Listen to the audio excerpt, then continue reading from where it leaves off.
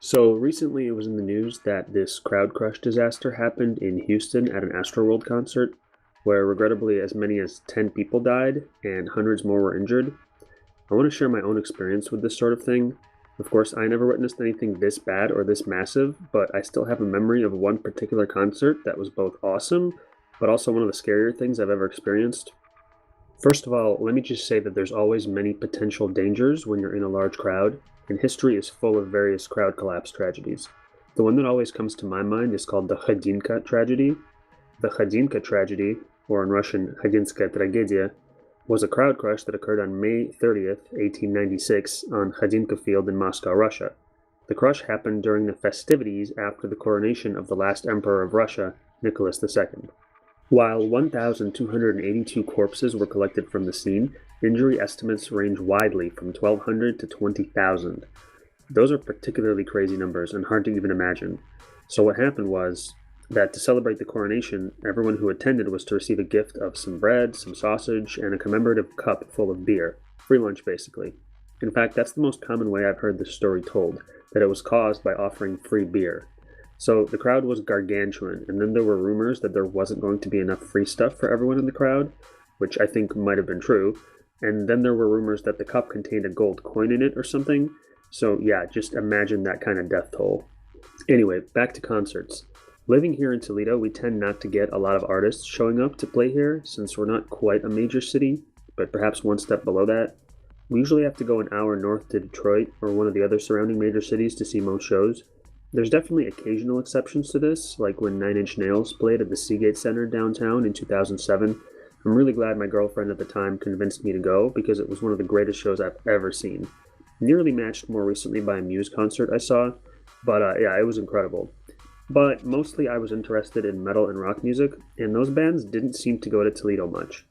Maybe long ago it was different, but that was before my time, and I remember that our sports arena was torn down quite a long while ago for whatever reason.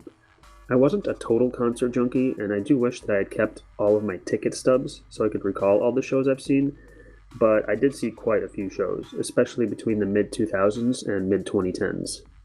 When bands did stop here, oftentimes they'd play at a venue called Headliners.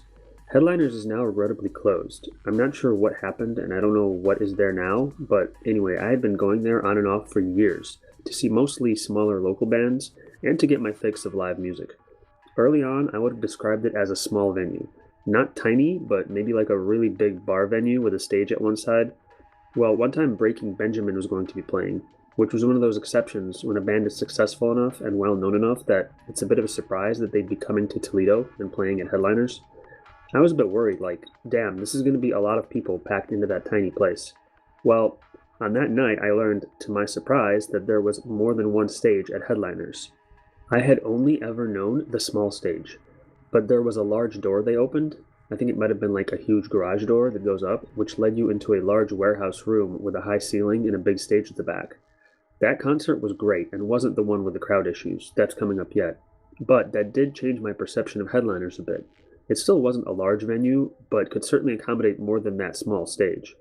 Also, this is a bit of an aside, but among the last several concerts that I went to there, I saw Drowning Pool and then separately 3 Inches of Blood. And both of those bands surprised me by performing on the small stage, especially Drowning Pool, who showed up on some random Tuesday or Wednesday night, and only like 30 or 40 people came out to see them. They were super thankful, saying stuff like, "You guys are the real fans coming out on a random weeknight." Those concerts were actually amazing because it was like having a private show where we stood right in front of them as they played to the tiny crowd right in our faces. But let's talk about the actual concert in question. This show was Skillet, opening up for Seether, opening up for 3 Days Grace. This was another one of those shows where it was like, I can't believe I don't have to go to Detroit for this, and it's at Headliners, since those were becoming well-established artists with large followings. First, let me just say that the show was great and the music was awesome. To this day, I still barely know anything about Skillet, but they were excellent as well. So this was by far the most people I'd ever experienced being in and around Headliners. This was a massive and surely sold-out show. Unsurprisingly, it was held on the large stage. The trouble is just how many people were packed into that huge warehouse room and how tightly. I was not super close to the stage either. I was maybe two-thirds to halfway up towards the stage and more or less centered. So, at certain points, there were large pushing forces that made their way through the crowd. both front to back as well as side to side. I don't think this was anything malicious, but rather just people being excited and trying to move towards the stage.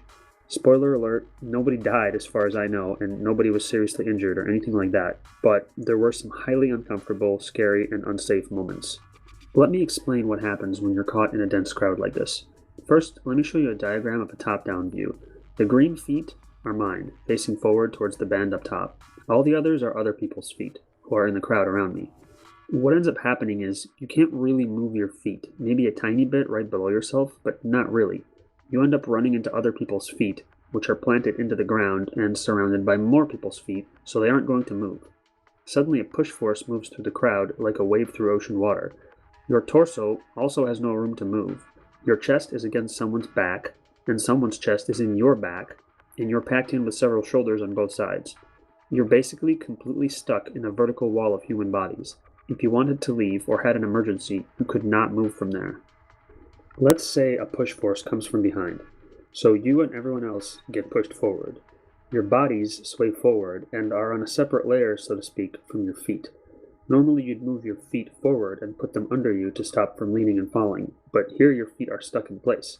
So you end up leaning way forward, essentially partly fallen over, and you are now being crushed from the front and back and maybe a bit from the sides.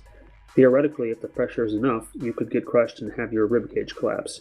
But even just with moderate pressure from all sides, at a point it becomes difficult to breathe as your chest has no room to expand.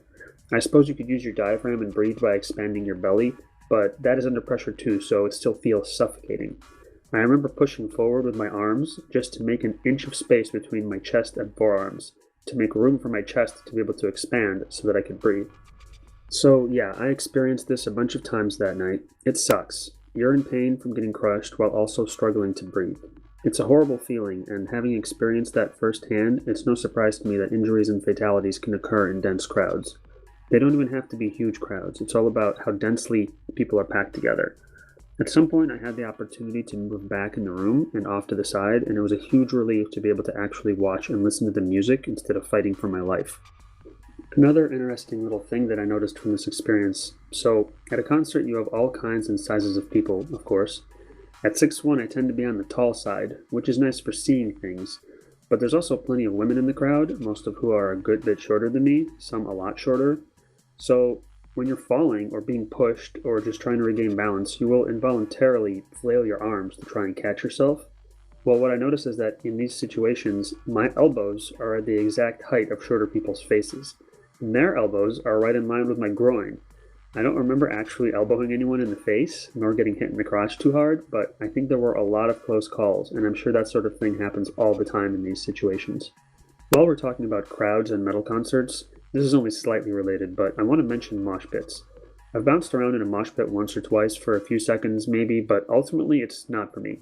Don't get me wrong, I think it's awesome. I like the energy, and I like that the people are out there having fun, bouncing off each other to the music, but it just keeps me from focusing on the music and watching the band.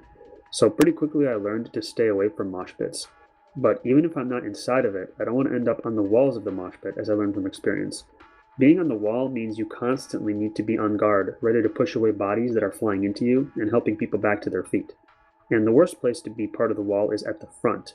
There's no way you just face the band unless you want to be surprised by someone flying into your back and giving you whiplash. So you end up having to face backwards and paying attention to the moshers. Again, all of this stuff is just forcing you to focus on self-preservation instead of enjoying the show, so no thanks. Anyway, that's the getting crushed at a concert story. It really, really sucks. You're stuck and you can't leave no matter what. Even if you're not crushed or suffocating, what if you just feel really unwell or need to throw up? There's people there drinking and high and whatnot, so I'm sure it happens. Well, there's nowhere to go, you're just stuck. I distinctly remember some distraught people trying to make their way out of the crowd at various points during the show, and so I'm sure some others who shared in this crowd experience were a lot worse off than me from it. So, yeah, be careful out there, I guess. One more thing. I want to show some pictures from a few huge concerts that I think of when I think of huge crowds. Here's Woodstock '99, which was known for just how much stuff went wrong. There was said to be about 230,000 people at that festival. I couldn't easily find fatality or injury estimates. And here's Metallica in 1991 playing a free concert in Moscow, the Monsters of Rock show. This is for a crowd of 1.6 million. It's said that over 50 people died there. I don't really get it. What is the point? How do you even see or hear the bands in such a setting? I guess it's about the atmosphere and not just the music, though.